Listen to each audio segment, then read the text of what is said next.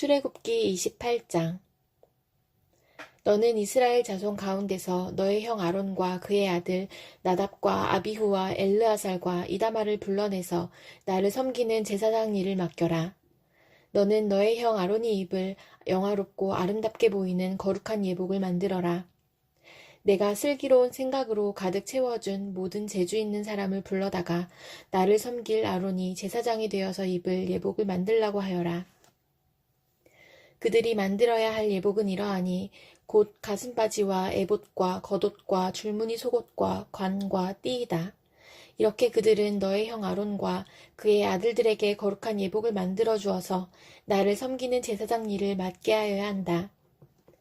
에봇을 만드는 이들은 금실과 청색실과 자주색실과 홍색실과 가늘게꼰 모시실을 써서 에봇을 만들어야 한다. 그들은 금실과 청색실과 자주색실과 홍색실과 가늘게꼰 모시실로 정교하게 감을 짜서 에봇을 만들어야 한다. 에봇의 양쪽에 각각 멜빵을 만들어서 달아라. 에봇을 입을 때에 멜빵을 조여서 조정하게 된다.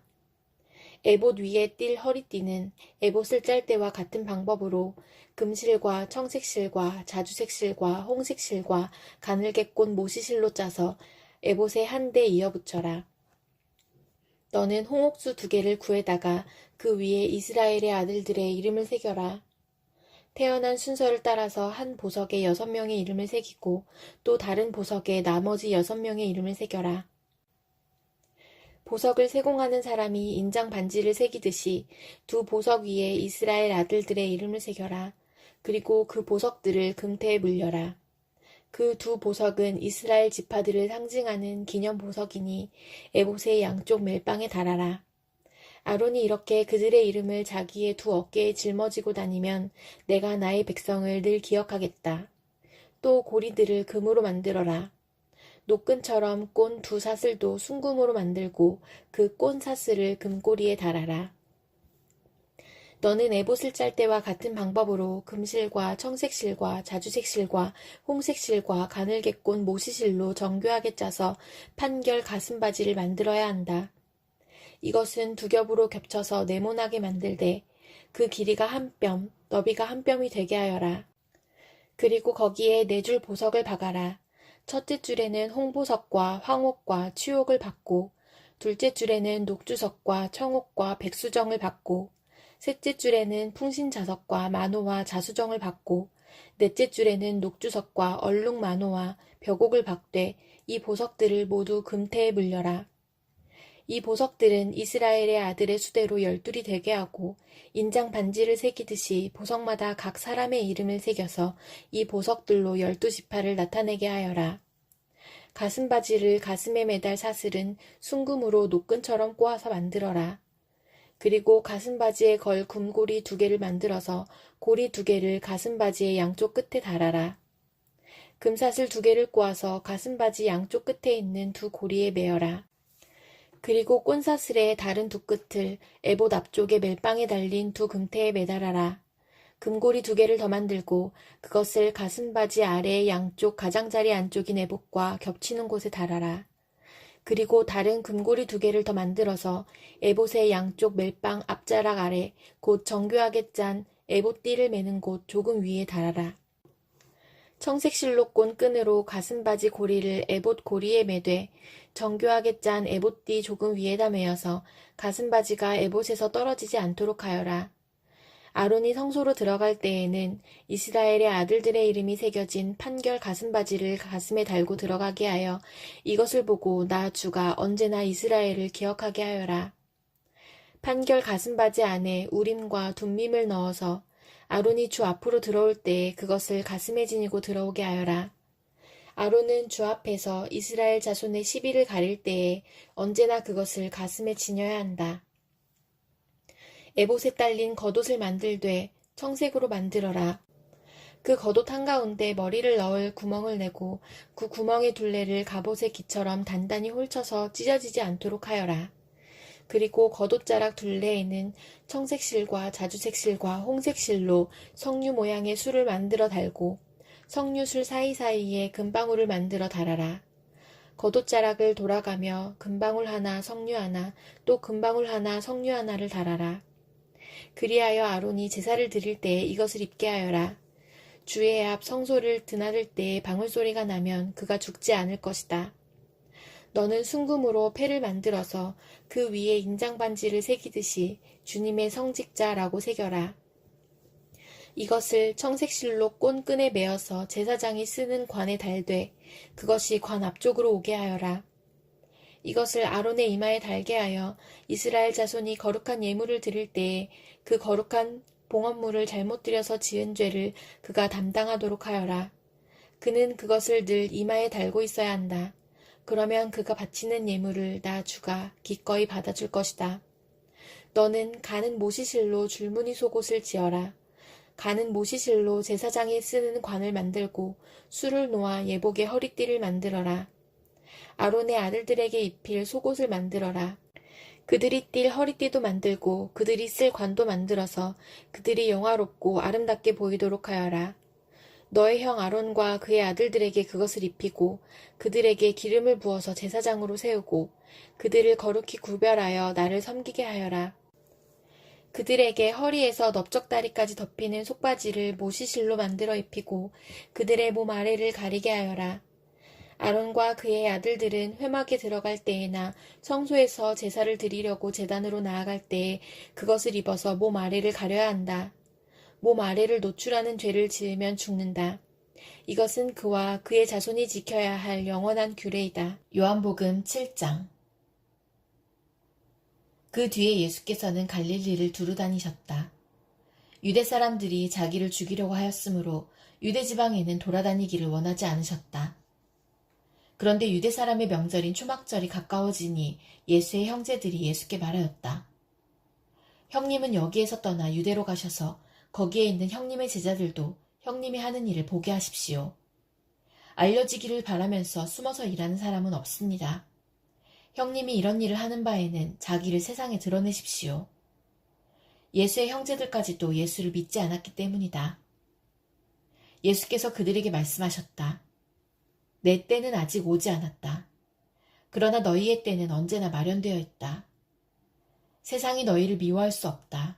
그러나 세상은 나를 미워한다. 그것은 내가 세상을 보고서 그 하는 일들이 악하다고 증언하기 때문이다. 너희는 명절을 지키러 올라가거라. 나는 아직 내 때가 차지 않았으므로 이번 명절에는 올라가지 않겠다. 이렇게 그들에게 말씀하시고 예수께서는 갈릴리에 그냥 머물러 계셨다. 그러나 예수의 형제들이 명절을 지키러 올라간 뒤에 예수께서도 아무도 모르게 올라가셨다. 명절에 유대 사람들이 예수를 찾으면서 물었다. 그 사람이 어디에 있어? 무리 가운데서는 예수를 두고 말들이 많았다. 더러는 그를 좋은 사람이라고 말하고 더러는 무리를 미혹하는 사람이라고 말하였다. 그러나 유대 사람들이 무서워서 예수에 대하여 드러내놓고 말하는 사람은 아무도 없었다. 명절이 중간에 접어들었을 즈음에 예수께서 성전에 올라가서 가르치셨다. 유대 사람들이 놀라서 말하였다. 이 사람은 배우지도 않았는데 어떻게 저런 학식을 갖추었을까? 예수께서 그들에게 대답하셨다. 나의 가르침은 내 것이 아니라 나를 보내신 분의 것이다. 하나님의 뜻을 따르려는 사람은 누구든지 이 가르침이 하나님에게서 난 것인지 내가 내 마음대로 말하는 것인지를 알 것이다. 자기 마음대로 말하는 사람은 자기의 영광을 구하지만 자기를 보내신 분의 영광을 구하는 사람은 진실하며 그 사람 속에는 불의가 없다. 모세가 너희에게 율법을 주지 않았느냐? 그런데 너희 가운데 그 율법을 지키는 사람은 한 사람도 없다. 어찌하여 너희가 나를 죽이려고 하느냐? 무리가 대답하였다. 당신은 귀신이 들렸소. 누가 당신을 죽이려고 한다는 말이요? 예수께서 그들에게 말씀하셨다. 내가 한 가지 일을 하였는데 너희는 모두 놀라고 있다. 모세가 너희에게 할례법을 주었다. 사실 할례는 모세에게서 비롯한 것이 아니라 조상들에게서 비롯한 것이다. 이 때문에 너희는 안식일에도 사람에게 할례를 준다. 모세의 율법을 어기지 않으려고 사람이 안식일에도 할례를 받는데 내가 안식일에 한 사람의 몸 전체를 성하게 해주었다고 해서 너희가 어찌하여 나에게 분개하느냐? 겉모양으로 심판하지 말고 공정한 심판을 내려라. 예루살렘 사람들 가운데서 몇 사람이 말하였다. 그들이 죽이려고 하는 이가 바로 이 사람이 아닙니까? 보십시오. 그가 드러내놓고 말하는데도 사람들이 그에게 아무 말도 못합니다. 지도자들은 정말로 이 사람을 그리스도로 알고 있는 것입니까? 우리는 이 사람이 어디에서 왔는지를 알고 있습니다. 그러나 그리스도가 오실 때에는 어디에서 오셨는지 아는 사람이 없을 것입니다. 예수께서 성전에서 가르치실 때에 큰 소리로 말씀하셨다. 너희는 나를 알고 또 내가 어디에서 왔는지를 알고 있다. 그런데 나는 내 마음대로 온 것이 아니다. 나를 보내신 분은 참되시다. 너희는 그분을 알지 못하지만 나는 그분을 안다. 나는 그분에게서 왔고 그분은 나를 보내셨기 때문이다. 사람들이 예수를 잡으려고 하였으나 아무도 그에게 손을 대는 사람이 없었다. 그것은 그의 때가 아직 이르지 않았기 때문이다. 무리 가운데서 많은 사람이 예수를 믿었다. 그들이 말하였다. 그리스도가 오신다고 해도 이분이 하신 것보다 더 많은 표징을 행하시겠는가? 무리가 예수를 두고 이런 말로 수군거리는 것을 바리새파 사람들이 들었다. 그래서 대제사장들과 바리새파 사람들은 예수를 잡으려고 성전 경비병들을 보냈다. 예수께서 그들에게 말씀하셨다. 나는 잠시 동안 너희와 함께 있다가 나를 보내신 분께로 간다. 그러면 너희가 나를 찾아도 만나지 못할 것이요. 내가 있는 곳에 너희가 올 수도 없을 것이다. 유대 사람들이 서로 말하였다. 이 사람이 어디로 가려고 하기에 자기를 만나지 못할 것이라고 하는가? 그리스 사람들 가운데 흩어져 사는 유대 사람들에게로 가서 그리스 사람들을 가르칠 셈인가? 또 너희가 나를 찾아도 만나지 못할 것이요. 내가 있는 곳에 너희가 올 수도 없을 것이다 한 말은 무슨 뜻인가? 명절의 가장 중요한 날인 마지막 날에 예수께서 일어서서 큰 소리로 말씀하셨다. 목마른 사람은 다 나에게로 와서 마셔라. 나를 믿는 사람은 성경이 말한 바와 같이 그의 배에서 생수가 강물처럼 흘러나올 것이다. 이것은 예수를 믿은 사람이 받게 될 성령을 가리켜서 하신 말씀이다. 예수께서 아직 영광을 받지 않으셨으므로 성령이 아직 사람들에게 오시지 않았다. 이 말씀을 들은 무리 가운데는 이 사람은 정말로 그 예언자이다 하고 말하는 사람들도 있고 이 사람은 그리스도이다 하고 말하는 사람들도 있었다. 그러나 더러는 이렇게 말하였다. 갈릴리에서 그리스도가 날 수 있을까? 성경은 그리스도가 다윗의 후손 가운데서 날 것이요. 또 다윗이 살던 마을 베들레헴에서 날 것이라고 말하지 않았는가? 무리 가운데 예수 때문에 분열이 일어났다. 그들 가운데서 예수를 잡고자 하는 사람도 몇 있었으나 아무도 그에게 손을 대지는 못하였다. 성전 경비병들이 대제사장들과 바리새파 사람들에게 돌아오니 그들이 경비병들에게 물었다. 어찌하여 그를 끌어오지 않았느냐? 경비병들이 대답하였다. 그 사람이 말하는 것처럼 말한 사람은 지금까지 아무도 없었습니다. 바리새파 사람들이 그들에게 말하였다. 너희도 미혹된 것이 아니냐? 지도자들이나 바리새파 사람들 가운데서 그를 믿은 사람이 어디에 있다는 말이냐? 율법을 알지 못하는 이 무지렁이들은 저주받은 자들이다. 그들 가운데 한 사람으로 전에 예수를 찾아간 니고데모가 그들에게 말하였다. 우리의 율법으로는 먼저 그 사람의 말을 들어보거나 또 그가 하는 일을 알아보거나 하지 않고서는 그를 심판하지 않는 것이 아니요? 그들이 니고데모에게 말하였다. 당신도 갈릴리 사람이요? 성경을 살펴보시오. 그러면 갈릴리에서는 예언자가 나오지 않는다는 것을 알게 될 것이요. 그리고 그들은 제각기 집으로 돌아갔다. 잠언 4장. 아이들아, 너희는 아버지의 훈계를 잘 듣고 명철을 얻도록 귀를 기울여라. 내가 선한 도리를 너희에게 전하니 너희는 내 교훈을 저버리지 말아라. 나도 내 아버지에게는 아들이었고 내 어머니 앞에서도 하나뿐인 귀여운 자식이었다. 아버지는 내게 이렇게 가르치셨다. 내 말을 내 마음에 간직하고 내 명령을 지켜라. 내가 잘 살 것이다. 지혜를 얻고 명철을 얻어라. 내가 친히 하는 말을 잊지 말고 어기지 말아라. 지혜를 버리지 말아라. 그것이 너를 지켜줄 것이다. 지혜를 사랑하여라. 그것이 너를 보호하여 줄 것이다. 지혜가 으뜸이니 지혜를 얻어라. 내가 가진 모든 것을 다 바쳐서라도 명철을 얻어라. 지혜를 소중히 여겨라. 그것이 너를 높일 것이다. 지혜를 가슴에 품어라. 그것이 너를 존귀하게 할 것이다. 그 지혜가 아름다운 화관을 너의 머리에 씌워주고 영광스러운 왕관을 너에게 씌워줄 것이다. 아이들아, 들어라. 내 말을 받아들이면 내가 오래 살 것이다. 내가 내게 지혜로운 길을 가르쳐 주었고 너를 바른 길로 이끌어 주었으므로 내가 걸을 때에 내 걸음이 막히지 않고 달려가도 넘어지지 않을 것이다.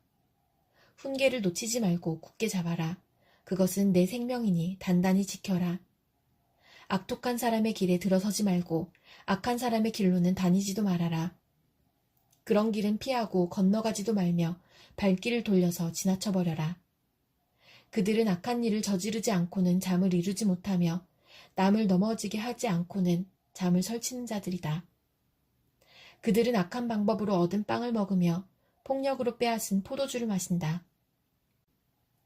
의인의 길은 동틀 때의 햇살 같아서 대낮이 될 때까지 점점 더 빛나지만 악인의 길은 캄캄하여 넘어져도 무엇에 걸려 넘어졌는지 알지 못한다. 아이들아, 내가 하는 말을 잘 듣고 내가 이르는 말에 귀를 기울여라. 이 말에서 한시도 눈을 떼지 말고 너의 마음속 깊이 잘 간직하여라. 이 말은 그것을 얻는 사람에게 생명이 되며 그의 온몸에 건강을 준다. 그 무엇보다도 너는 내 마음을 지켜라. 그 마음이 바로 생명의 근원이기 때문이다. 왜곡된 말을 내 입에서 없애버리고 속이는 말을 내 입술에서 멀리하여라. 눈으로는 앞만 똑바로 보고 시선은 앞으로만 곧게 두어라.